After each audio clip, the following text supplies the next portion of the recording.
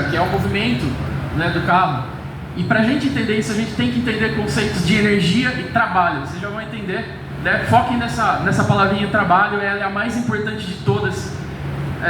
Depois a gente entra em torque e potência, e quero falar um pouquinho sobre eficiência volumétrica, eficiência térmica, e a gente vai falar de relação RL, como ela se relaciona para que essa transformação de energia seja eficiente.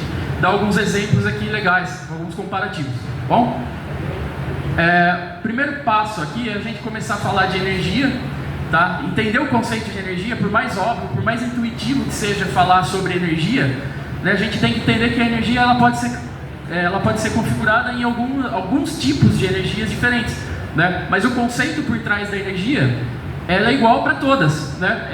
É um conceito da física que ela vai medir a capacidade de um sistema ou um corpo se movimentar ou gerar uma ação, né? Se eu estou me movimentando aqui no palco, existe uma energia que está empurrando o meu corpo, né? No caso, a gente tem a energia dos alimentos que a gente ingere, né? Um processo químico que transforma isso daí em movimento, né? A gente está fazendo um processo de transformação, de transferência de energia química em energia cinética, né? Que é a energia do movimento, né? Então, as energias mais comuns, né? A energia cinética do movimento, a elétrica, né? Se você tem uma diferença de potencial numa bateria, por exemplo, você tem a capacidade de gerar um movimento. Que movimento? Movimento de elétrons. Seus elétrons vão se movimentar, vai executar uma ação, vai mover um motor elétrico, né? Então alguma coisa vai se movimentar, né? Se não tem energia, é tudo estático. É como se fosse um vídeo que você está assistindo, você dá um pause, imagina o universo parado, eternamente. É um universo sem energia, né? Então as coisas estão se movimentando, a energia ela precisa sair de um estado e ir para outro, ser convertida de um tipo de energia para outro. Então a energia química, né, que vem aí de um processo de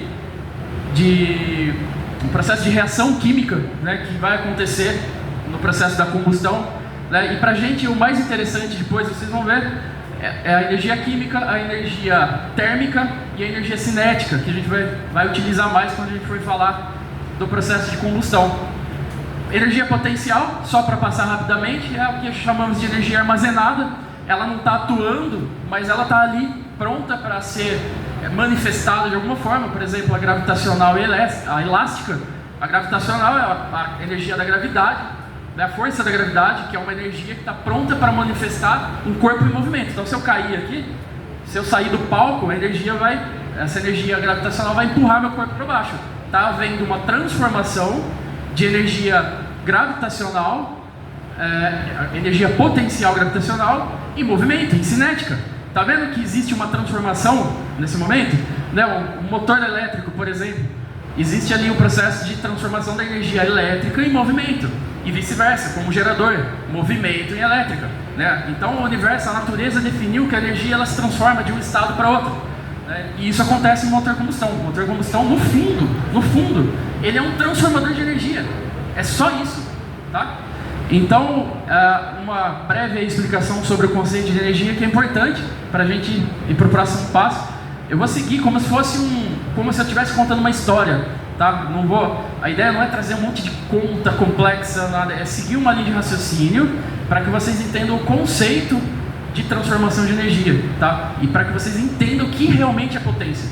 Se a gente não falar de energia e não falar de trabalho, que a gente vai ver no próximo slide, não tem como falar de potência, tá? Esse daqui é um diagrama simples de como a energia ela é transformada num motor a combustão, né? A gente tem a energia admitida, que é provida pelo combustível, né? Uma energia química.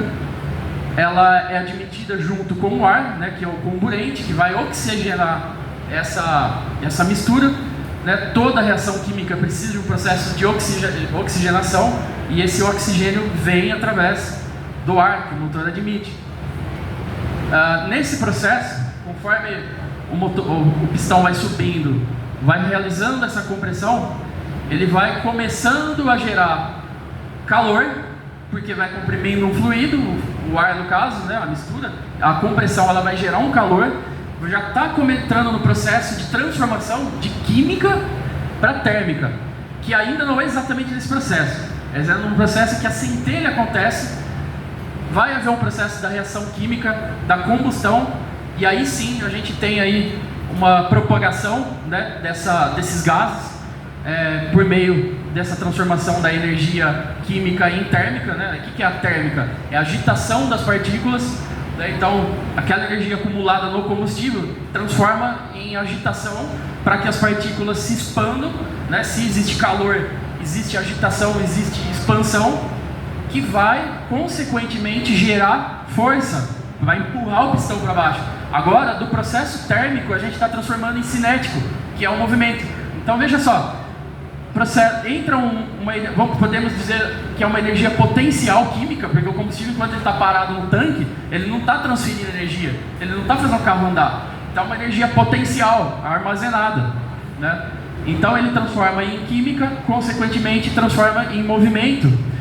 Só que o motor a combustão, existe um problema, que é o fato de que essa energia ela não é totalmente transformada em movimento. Na verdade, ela é uma pequena parte dessa energia transformada em movimento.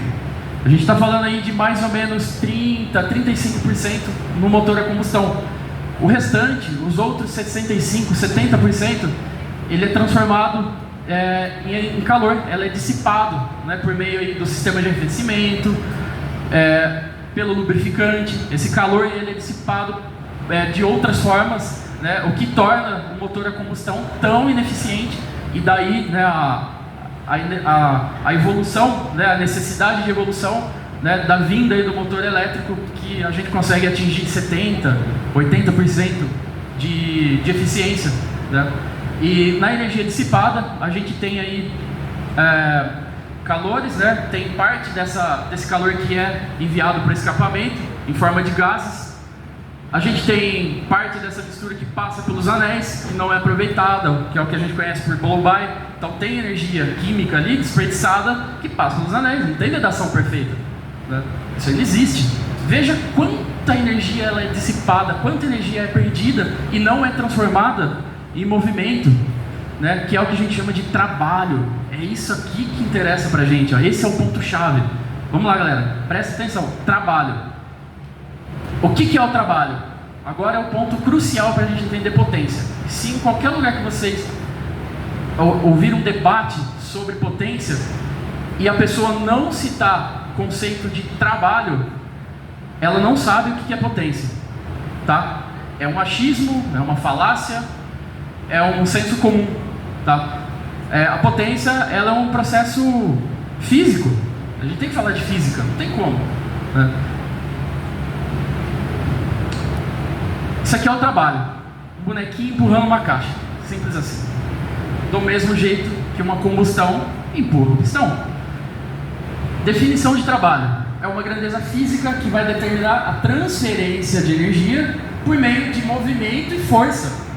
Existiu força, movimentou algo saiu de um ponto A e foi para um ponto B, ou seja, variou a sua velocidade. Existiu o que a gente chama de trabalho, ou seja, processo de transferência de energia. Vamos lá. Empurrei uma caixa aqui por 1 metro, parei. O que aconteceu? Transformei a energia química provida pelos alimentos que eu ingeri em movimento. Então, houve uma transferência de energia, houve um trabalho, tá? Então, trabalho é quando existe uma transferência de energia. Isso é muito importante, galera. Então, onde que acontece esse processo, né? Na verdade, deixa eu explicar um detalhe aqui, ó. O trabalho é uma continha de multiplicação. É simples. O conceito é muito simples, né? Força, né? Tá aplicando uma força aqui na caixa e tem um deslocamento. Qual que é a intensidade dessa força? Vamos supor aqui, 200 newtons de força, né? Quem aí está acostumado a converter newton em quilo, né? Comum, até relativamente comum no dia a dia, aproximadamente 20 quilos de força. E se houve um deslocamento de 1 metro, 200, né, newtons vezes 1 metro, a gente tem aqui que a gente chama de 200 newton metros.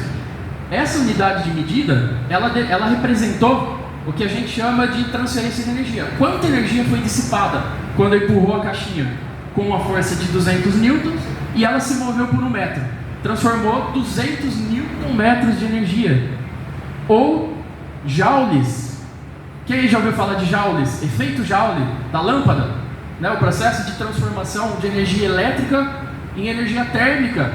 luz, né, através do filamento da lâmpada, a gente só tá mudando o nome. Lá tem trabalho, né? Só não é o corpo que está sendo empurrado, mas está sendo empurrado os elétrons, estão se movimentando através de uma força. Qual é a força? A própria tensão. A tensão é como se fosse a força, né? Então está movendo.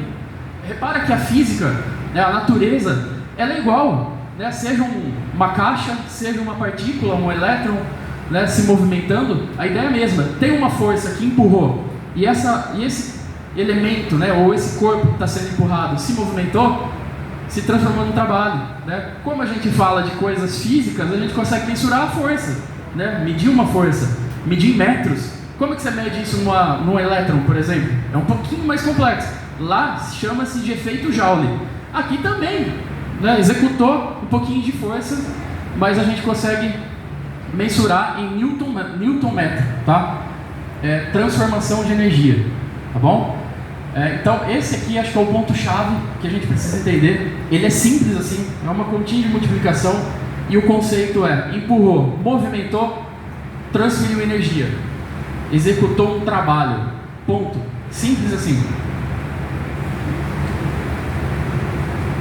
Aqui o torque. O que é o torque? O torque é também uma grandeza física, né?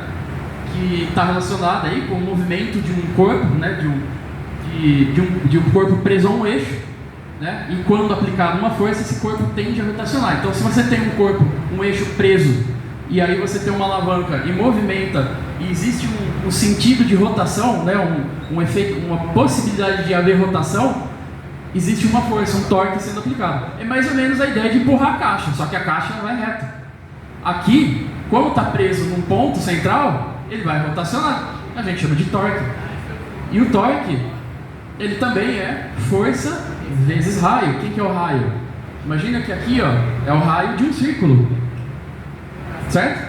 É a nossa alavanca, né? Então, se você tem aqui 200 newtons de força, um exemplo parecido com o outro, sendo aplicado aqui, e essa alavanca, ela tem meio metro, a gente tem 200 newtons vezes 0,5 metro, 100 newton metro de força, tá? Ou 10 quilos, como queiram, um aperto de roda, né? Aí o cara tá trocando lá a roda, vai apertar o parafuso da roda, ele sobe numa alavanca de meio metro, que ele botou lá na L19 dele, né, ou na catraca, bota um cano lá de meio metro, soca 80 kg aqui, ó. 80 kg, ou 800 newtons, vezes meio metro, 400 newtons, ou 40 kg. Esse aí é o famoso aperta até sair água, né? A roda que pede no manual 10, 11 quilos, o cara botando 40 quilos. Aperta, né? Vai trincar, vai machucar todo o apoio, né, da roda. Se for uma roda de liga, né? É perigoso trincar, né? Então, tá aí a importância, né, da gente seguir o que o manual especifica. Conceito de torque, simples assim, galera. Acho que para a maioria daqui, essa ideia é muito simples, porque a gente usa no dia a dia, né? Não tem muito segredo. Trabalho no motor a combustão. É isso que a gente vai falar agora. Como que acontece? Se eu dei o exemplo do bonequinho empurrando a caixa e a caixa vai embora reto, infinitamente, no motor não pode ser assim, né? O pistão ele tem que fazer o ciclo, tem que voltar onde ele estava para começar de novo, né? Senão ia embora o pistão, né? Mas a ideia é a mesma, né? Então, qual que é a força do trabalho? Lembra lá que no trabalho é força vezes deslocamento? Onde está sendo aplicada a força? A combustão, a pressão da combustão empurrando o pistão para baixo. E o deslocamento, quem que é? É o perímetro do círculo que é referente ao curso do virabrequim. Então, por exemplo, se o virabrequim tem curso aí vai 100 milímetros, um GM 2.2, acho que é 100 milímetros, alguma coisa assim, de curso, o raio é 50 milímetros, certo? E aí com o raio a gente consegue... chutei aqui a iluminação. O raio, qual que é o deslocamento? É o perímetro. É como se a gente pegasse a volta do círculo que representa o curso e abrisse ele numa linha reta. Então imagina que o motor, a força da combustão empurra o pistão para baixo. A biela transforma o movimento linear do pistão num movimento rotacional. Executou uma volta. A gente pega o deslocamento referente a essa volta, certo? E multiplica pela força. Pronto, executou um ciclo de trabalho, transformou aquela energia da combustão em energia de movimento. Olha que interessante. É a mesma ideia da caixinha, do bonequinho empurrando a caixa. Mesma ideia, só que aqui ele transforma em rotacional, porque ele tem que voltar no lugar que ele começou. Não tem como o pistão continuar indo embora. Só que aqui, qual que é o comprimento? Na caixa, só medir quanto a caixa foi para frente. Como que a gente calcula o perímetro do círculo? Perímetro do círculo, 2πr. Quem lembra dessa equaçãozinha? 2πr, força vezes 2πr. Força vezes o perímetro. Certo? Olha que interessante. O que a gente pode tirar daqui, ó? Lembra que o torque é força vezes o raio? Olha o F e o R aqui, ó. A gente junta esses dois carinhas, transforma no torque. E qual que é o trabalho no motor? É o torque vezes 2π. Pronto, a gente tem o processo de transformação de energia dentro de uma volta do motor. Então, por exemplo, a gente pode pegar uma força, pegar um raio. Como que você calcula essa força? Aí já é um processo que não cabe agora a gente entender. Mas ele tem uma relação com a pressão da combustão, a área do pistão. Aí você consegue calcular essa força que é empurrada. Você calcula em newtons. Qual que é a força que está empurrando o pistão? Mas o que importa é a ideia, que aqui a gente tem o trabalho sendo executado em algo que rotaciona. Então é o torque, se algo rotaciona, vezes quanto é esse deslocamento, que é o perímetro, tá? Entendam isso, galera. Trabalho é o processo de transformação de energia. Houve uma combustão, empurrou o pistão, transformou o trabalho em movimento. Lembra lá? Química, transformou em térmico, transformou em cinético, movimento, transformou em energia, executou um trabalho. A gente mede esse valor em joules também. Mesma coisa. É uma quantidade de energia que a gente consegue medir. Ponto. Olha aqui. Não se assustem com esse monte de continha. É muito simples, é só o que a gente acabou de ver lá atrás. Só que o trabalho sendo executado em N rotações. Por exemplo, lembra aqui, ó, torque vezes 2π, que seria a força vezes o perímetro, vezes a quantidade de voltas. Então, por exemplo, quero calcular quanta energia foi transformada dentro de 6.000 rotações. Então vamos supor que o motor está girando a 6.000 RPM. Aí botou o motor para girar, ficou 1 minuto ligado, desligou ele. Então ele deu 6.000 voltas, certo? A gente vai pegar aqui o torque. Vamos supor um motor com 15 kg de torque, por exemplo, a 6.000 RPM, 150 newtons, 2 vezes π, lembra do π? 3.14, 6,28, vezes a quantidade de rotações. Quantas vezes aquele ciclo de voltas aconteceu? Se transformou energia, um pouquinho de energia em uma volta, multiplica aquela quantidade de energia transformada por 6.000 e você descobre quanta energia se transformou de combustível em movimento dentro de 1 minuto. 6.000 voltas. É a ideia da caixinha, mesma coisa. A força vezes deslocamento, lembra? A força de 200 newtons vezes 1 metro. Quantos 1 metros ele andou? Andou 1 metro, parou. Andou 1 metro, parou. É como se o motor estivesse dando várias voltas. Multiplica aqui pela quantidade de vezes que ele empurrou e parou, desde que ele sempre empurre por 1 metro. A gente tem aqui essa quantidade de energia que foi transformada aqui em movimento pela caixa.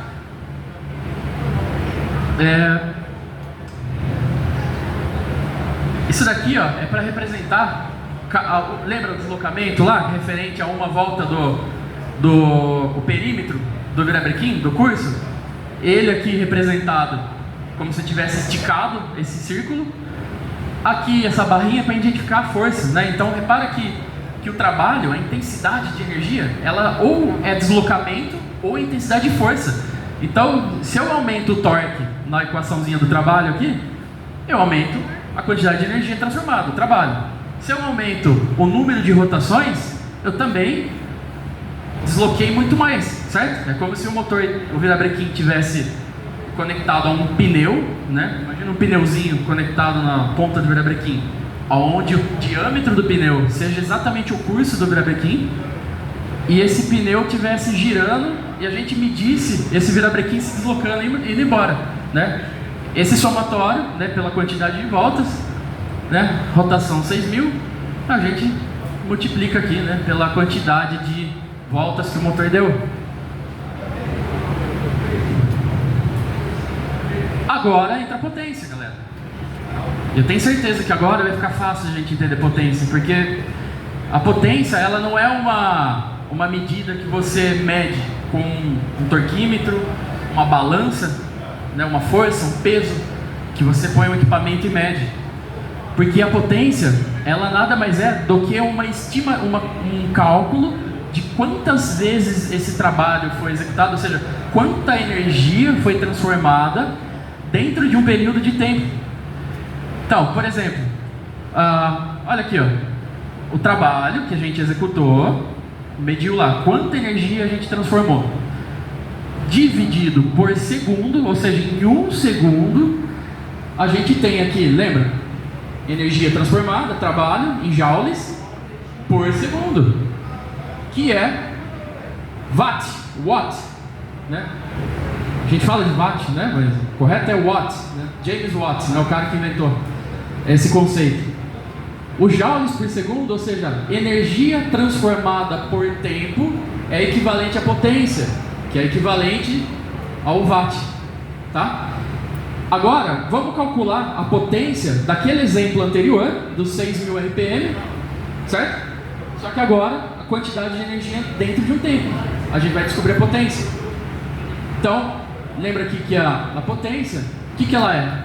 O trabalho, que a gente acabou de ver, dividido por 60. Por quê? Por que 60? Porque a gente vai descobrir em 1 segundo.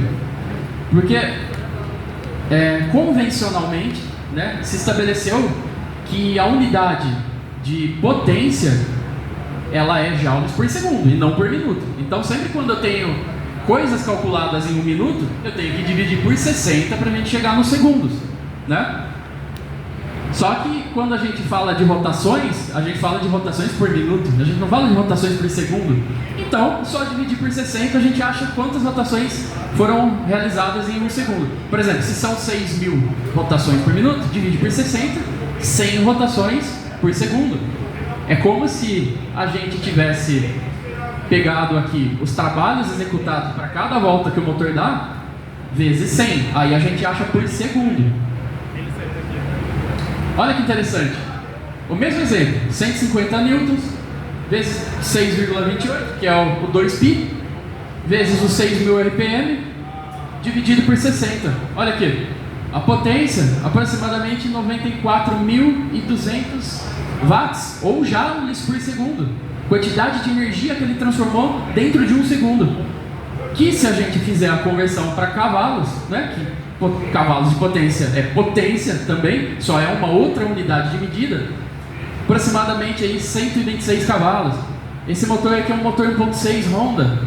Os Hondas que a gente mexe bastante por aqui, lá os de um comando só, anos 90, ele tem esse torque aqui, aproximadamente a 6.000 RPM. Quando a gente calcula a potência dele, significa que a gente encontrou uma transformação de energia de 94.200 watts dentro de 1 segundo, ou 126 cavalos, né? Aqui só para representar o que a gente viu no slide anterior, né? Foram tantos deslocamentos que a gente soma esses deslocamentos dentro de 1 segundo e acha essa quantidade de energia que foi transformada em 1 segundo. Olha que interessante, a potência ela depende do tempo. Reparou que depende de pegar um pouquinho de transferência de energia, transformação, espera transformar por 1 segundo, opa, agora meço quanta energia transformou em 1 segundo e agora eu sei qual que é a potência, quanta energia foi transformada. Ela depende do tempo. Então, por exemplo, um dinamômetro que mede o torque do carro na roda, no dinamômetro de rolo, ele está medindo o torque, a força. A potência ele só vai aplicando essa continha aqui, ó. Então ele pega lá 1000 RPM, ele bota aqui 1000. Opa, qual que é o torque? Mediu lá no rolo. Aí ele põe na continha, acha a potência, daí ele vai traçando o gráfico de potência. É isso que faz. Potência ela é calculada, ela não é medida. Por quê? Porque ela depende do tempo. Você precisa esperar um período de tempo, pega a quantidade de energia transformada naquele período de tempo e vê dentro de 1 segundo quanto foi transformado. Certo? Olha que interessante. Se a gente aumenta o torque, aumenta a potência. Se a gente aumenta a rotação, também aumenta a potência. Ou seja, a potência do carro está relacionada com torque e rotação. Tá? Isso é muito importante. Ó, comparação 1. Esse aqui, ó, é o Hondinha aí que a gente falou agora, 1.6. 150 newtons a 6.000 RPM. Ele tem essa potência aqui, ó, 126 cavalos, ou 94.200 watts.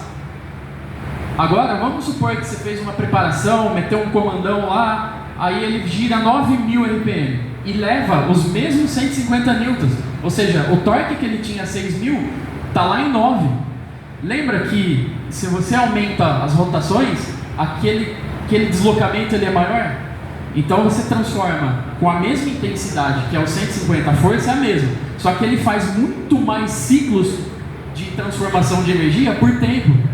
Olha que interessante, você transforma mais energia, mais vezes dentro do mesmo tempo. Apesar da força ser a mesma, você fez aquilo várias vezes, entendeu? Olha que interessante, você não precisou aumentar o torque, você só fez aquilo mais vezes dentro de um mesmo tempo, e aí você tem uma potência maior. Então olha que interessante, o motor que a gente só deslocou o torque, ó, não precisou aumentar o torque, é um motor sem torque, um motorzinho 1.6, 150 N, 15 kg de torque, só que ele está agora a 9.000 RPM. Olha como ele tem 50% a mais de deslocamento do que o de 6.000. Então a gente tem mais energia transformada. Olha que interessante, se ele chegar a 9.000 RPM com esse torque, ele está entregando 189 cavalos. Olha que interessante o processo da preparação. Você não precisa pôr um turbinão, pôr tudo para aumentar torque, aumentar força. Se você procura um carro que gira e você vai trabalhar nesse regime de rotação, onde o motor vai girar, um carro de corrida, por exemplo, um circuito onde está sempre colocando uma marcha atrás da outra, rotação alta, não cai a rotação. Você vai estar sempre trabalhando no torque bom dele, né? Pouquinho, mas está lá em rotações altas. Então você está entregando potência, é um carro rápido. Esse aqui é um outro caso, ó. Ele tem bastante torque, só que a 4.200 RPM. Ele faz com muita intensidade, mas pouco deslocamento, mas um compensa o outro. Lembra que na continha torque e rotação, né, deslocamento, influenciam na potência? Olha só, ele tem pouco deslocamento, mas tem bastante torque.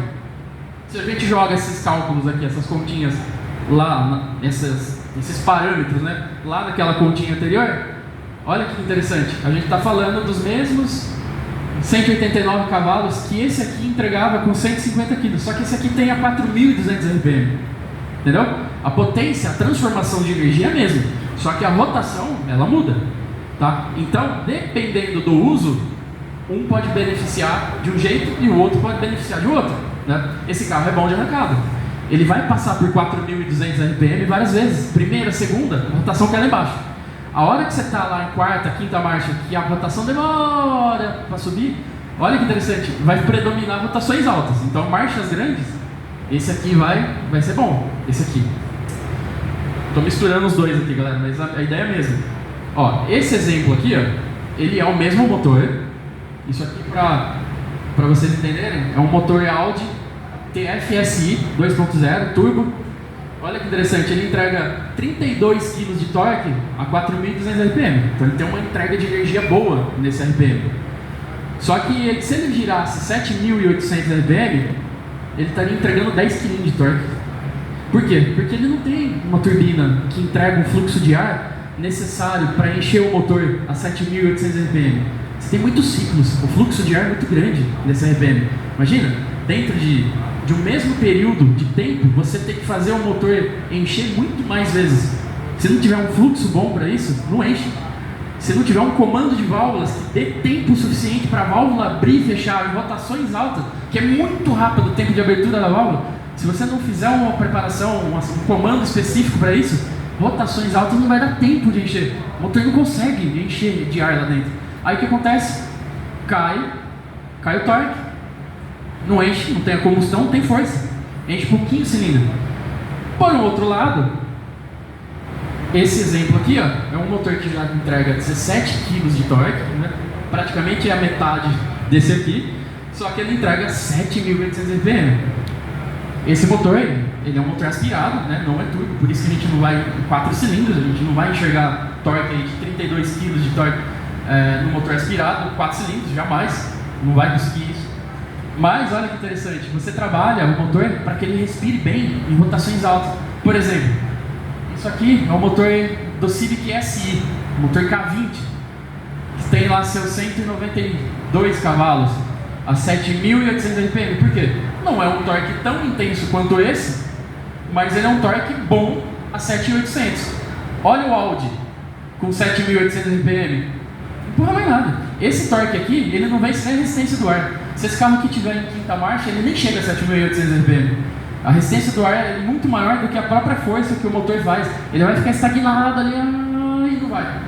Enquanto esse aqui, VTEC aberto, o VTEC ele nada mais é do que um segundo comando, no mesmo comando de válvulas, muito mais agressivo, que permite esse motor respirar bem a 7.800 RPM. Né? Então, é uma tecnologia que a Honda desenvolveu há mais de 30 anos atrás, e que ninguém bateu eles até hoje. Se você entrega aí um bom desempenho de baixa, um bom desempenho de alta, sem comprometer a baixa, porque é natural quando você coloca um comando de válvulas extremamente agressivo, é natural, fisicamente falando, que a baixa desse comando, desse motor, vai ser ruim. Porque se o comando de válvulas é muito agressivo, vai ter cruzamento de válvulas muito agressivo. Então você tem baixa velocidade do fluxo de ar, vai fazer um enchimento ruim, aquele motor que vai ficar embaralhando, ele perde o torque, até limpar, né, que a gente chama. Né? Então a Honda juntou os dois mundos, né? Por isso que é um motor extremamente eficiente, 4 cilindros, sem turbina, que entrega aí 192 cavalos. Né? Que outro motor faz isso? Um motor de 20 anos atrás, né? Não é um motor atual. Esse daqui, ó, é um gráfico comparando aquele primeiro motor do Honda 1.6. Olha que interessante, galera. Lembra que um deles, vamos lá, o torque do motor 1, que é esse picotadinho aqui, ó, essa escala aqui, ela é ou cavalos, para quando a linha for a potência, ou newton-metro, para quando a linha for torque, tá? Então, por exemplo, o motor 1, que é esse tracejado vermelho, ele vem aqui, ó, a 6.000 RPM, com mais ou menos ali 15 quilos. Lembra? 15 quilos a 6.000 RPM no seu ponto de torque máximo. Mas olha, conforme a rotação vai subindo, o que acontece com o torque aqui, ó? Né? Se ele conseguisse girar, né, e conseguisse vencer a resistência do ar, né, que não seria o caso, já que esse torque aqui de 6 quilos, né, aproximadamente, aqui daqui a imagem fica um pouco ruim, ficou pequenininho, 60 newtons ou 6 quilinhos, torque de moto, 2 cilindros, né, não vai empurrar o carro, ele nem vai conseguir chegar nesse RPM aqui, né? Tanto é que corta com 7.400, ele não corta com 9.000, ele nem conseguiria chegar, né? Olha a potência dele aqui, como que ficaria, a potência dele é esse tracejado aqui, ó. Tá vendo? Então ele tem é esse aqui, ó. Aí que eu tô. Daqui tá um pouco ruim a resolução. Potência do motor 1 é o tracejado azul, né? Então ele vem aqui, ó, crescendo a potência, né? E cai aqui. Ela acompanha, porque caiu o torque. Lembra? Cai o torque, cai a potência, transforma menos energia. Apesar de estar aumentando o RPM, está caindo, despencando o torque, né? Então não consegue compensar, né? Por um outro lado, esse motor aqui, ó, que sustenta o torque 15 quilinhos, só que aqui em cima, né, próximo de 7.800, né? Olha a curva de potência dele, ela continua subindo, né? Lembra que a rotação aumenta a potência? Olha o torque, ele não está praticamente sem modificação. É como se o torque a partir dos 6.000 até o 9.000 mudasse muito pouco, né? Mas olha como a potência continua subindo, porque o torque se manteve em 15, só que o giro foi aumentando. Se está girando mais, a potência também aumenta, mesmo que o torque seja praticamente o que a gente chama de mesa, né? Uma reta. Ele não mudou o torque, mas está fazendo mais trabalho dentro de um mesmo período de tempo, né? Então a potência sobe. Olha que interessante nessa relação entre torque e potência. O cara fala assim, eu tenho um V8 lá, torcudo, e sei lá, tem 40 kg de torque a 2.000 RPM. E aí esse cara aqui tem um motor girador que não tem torque, só tem potência. Em que rotação? Isso aí é uma das falácias, né? Uma das formas mais ruins da gente comparar dois motores. Você tem que comparar no qual RPM você está falando. Pega 2.000 RPM, esse motor que tem 40 kg de torque. O girador lá vai ter 10, 12 a 2.000 RPM. Olha a potência nesses 2.000 RPM. Vai ser muito maior do V8, que tem bastante torque, né? Então, essa comparação ela tem que ser estabelecida a critérios. A equação determina que tem que falar de torque e rotação. Então, se o cara falar, esse aqui tem torque, aquele tem potência. A qual rotação? Se tem torque, ele também tem potência naquele RPM, comparando com outro motor. Entendeu?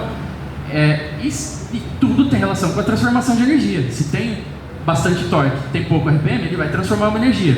Ele tem pouco torque, tem bastante RPM, ele pode transformar tanto quanto, né? Só que de formas diferentes. Então, por exemplo, 500 cavalos de uma Ferrari e 500 cavalos de um caminhão são diferentes. Um vai ter 500 cavalos a 1.100 RPM com 250 kg de torque. A Ferrari vai ter as 8.000 RPM com 40 kg de torque, né? O motor aspirado, né? Tenta puxar a carga de puxar 20 toneladas com 500 cavalos da Ferrari. Você tem que fazer a Ferrari girar 8.000. O que vai acontecer? Vai fritar a embreagem, porque só vai ter esses 500 cavalos com rotação muito alta. Não serve para puxar carga. Entendeu? Olha como a potência, a quantidade de energia transferida é igual, mas a forma como você utiliza essa energia, ela depende de como você transforma ela. Se é com intensidade, força, ou se é com rotação, deslocamento. Tá? Sensação que estava aqui atrás. Isso daqui é a eficiência volumétrica de um motor. Ela tem relação total com o torque.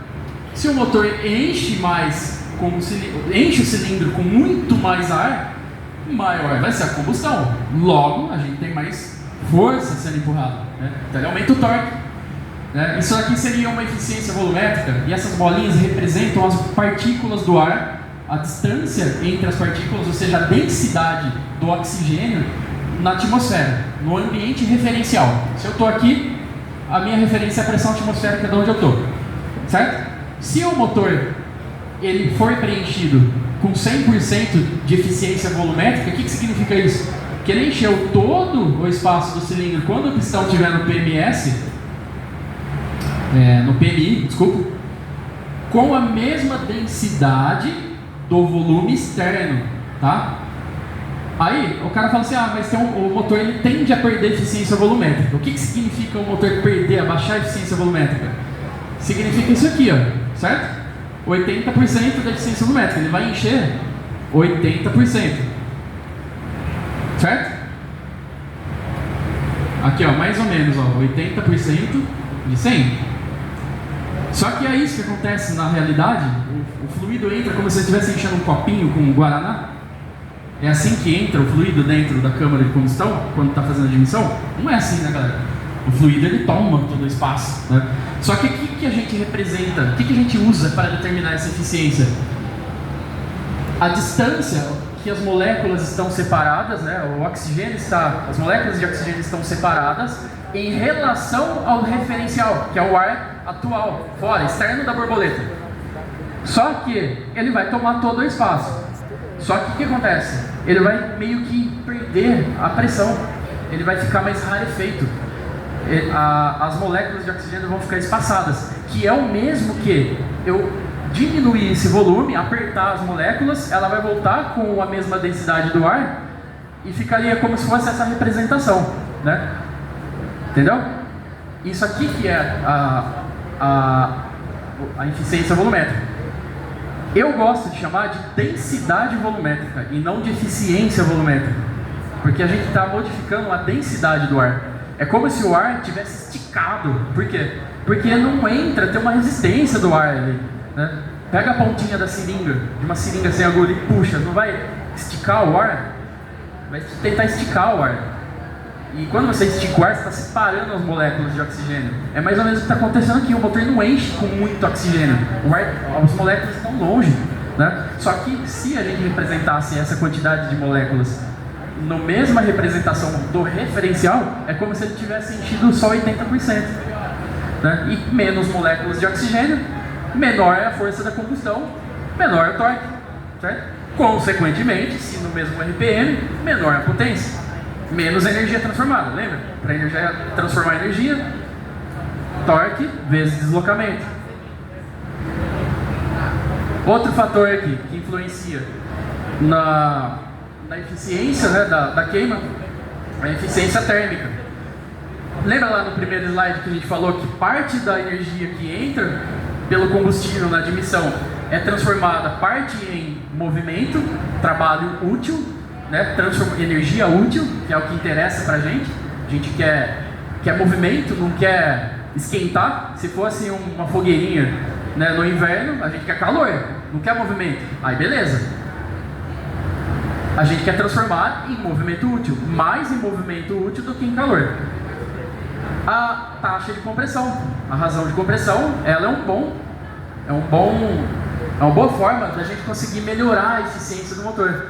Se você comprime mais, né, por exemplo, a relação de compressão, o que é? Esse volume do pistão, né, da câmara de combustão, né, mais o volume do cilindro no PMI, em relação ao volume do PMS. Né? Então, se aqui tem uma parte e aqui tem 10 partes dessa 1, a gente tem 10 para 1 de razão de compressão. Então, vai comprimir por 10 vezes. Se eu tinha 500 ml de volume, virou 50. E quanto mais eu comprimo um fluido, né, um gás, mais ele aquece.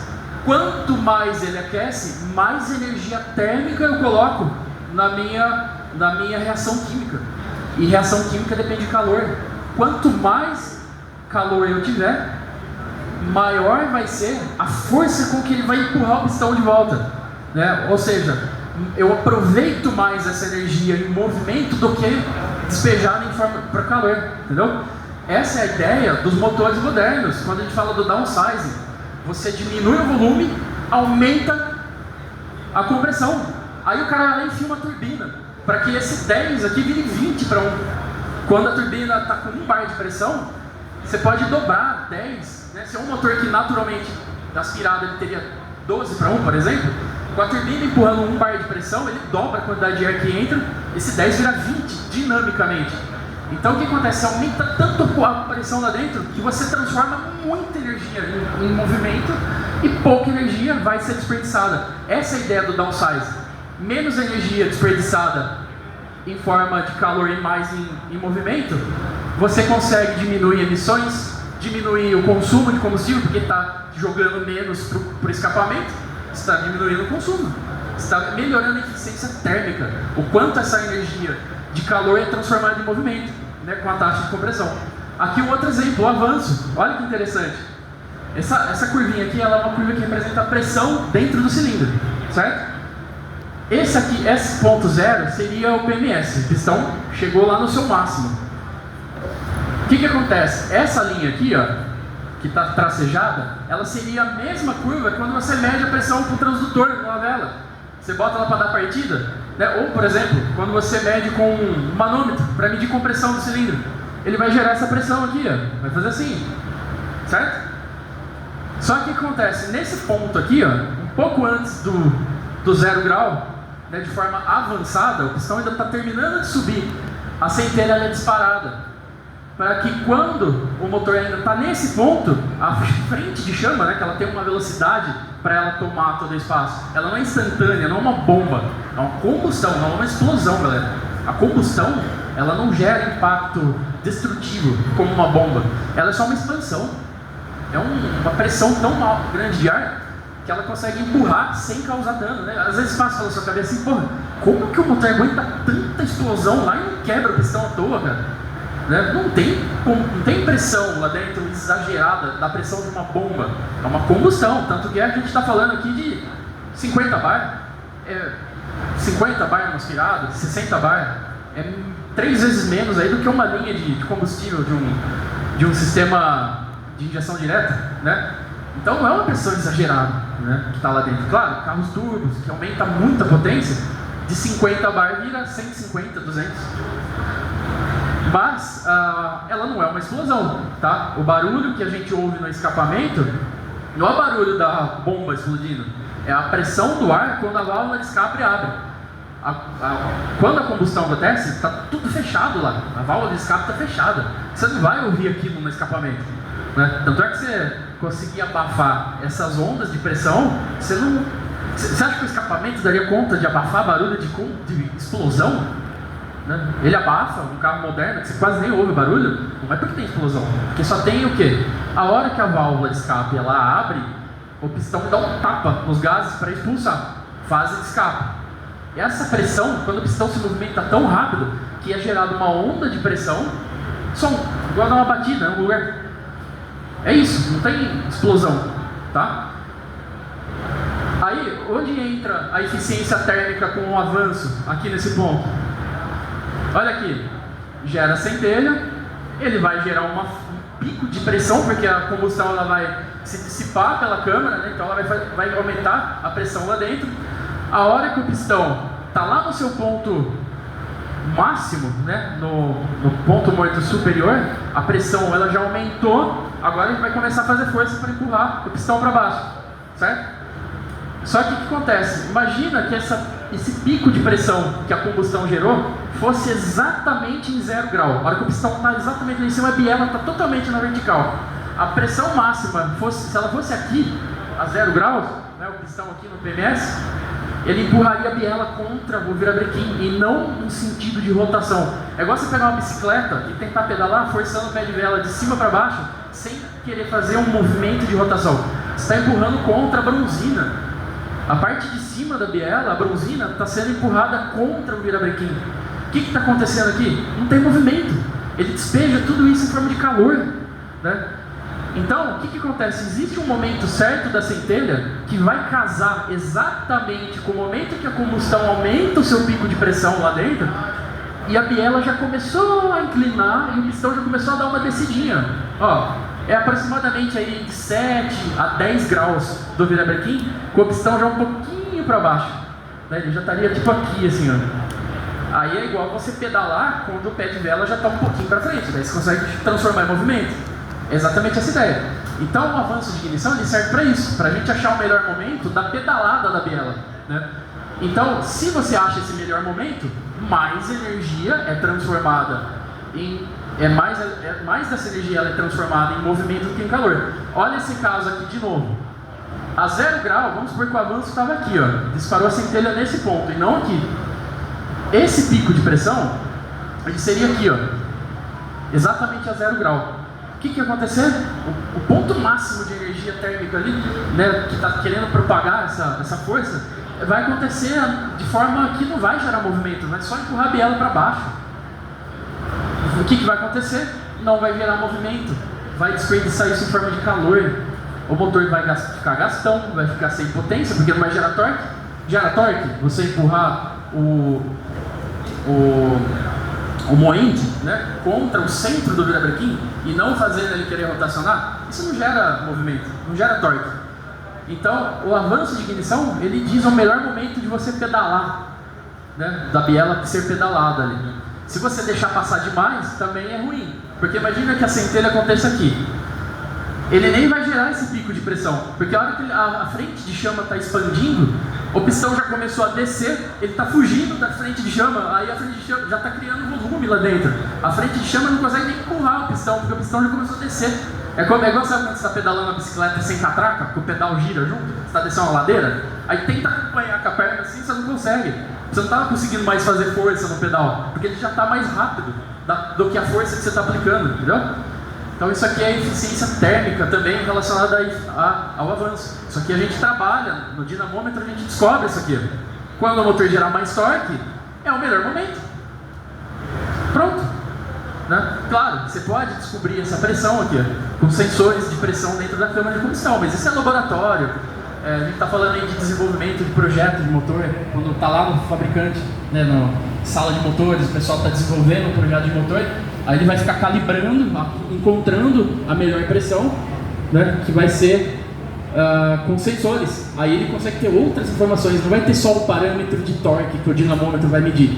Ele vai ter temperatura, ele vai conseguir encontrar vários outros parâmetros, por exemplo, o termopar, né, que vai no escapamento, ele coloca em vários pontos do escapamento para poder entender como esse calor está sendo irradiado para o escapamento ao invés de trabalho, energia útil.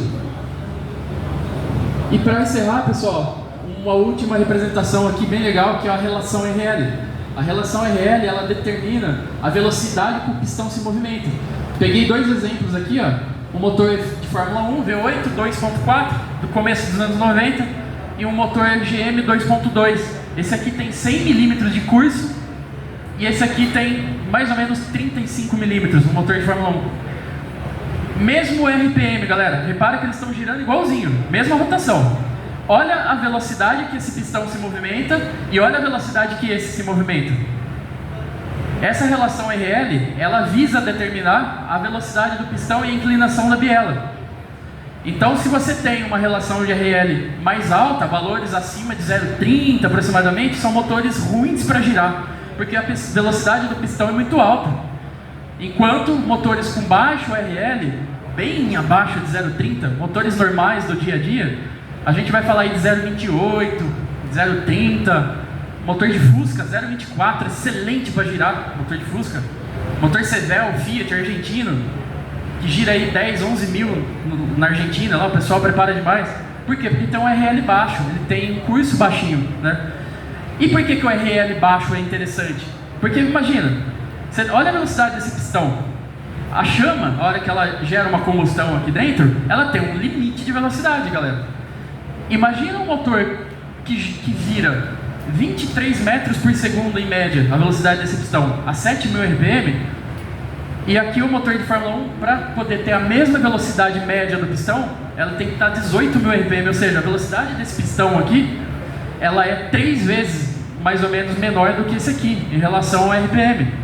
Por que isso é importante? Tenta pegar esse motor aqui e girar 18.000.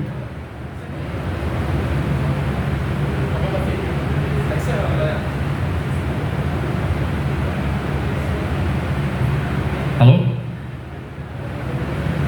Pega esse motor aqui e tenta girar de 18.000 RPM. Quando ele tiver com 10.000 mais ou menos, a combustão aqui nem consegue alcançar o pistão. Ele foge. A combustão começa a se dissipar, o pistão está girando, se movimentando tão rápido que ele move e a combustão nem consegue empurrar ele. Por que moto gira 14, 15.000 RPM? Porque tem curso pequenininho, né? A relação RL é baixa, o pistão tem que se movimentar devagar. Senão a combustão não dá conta de empurrar o pistão por conta da velocidade, né? Então por isso que a gente fala, motores com alta RL, curso grande, não são motores giradores. Por quê? Porque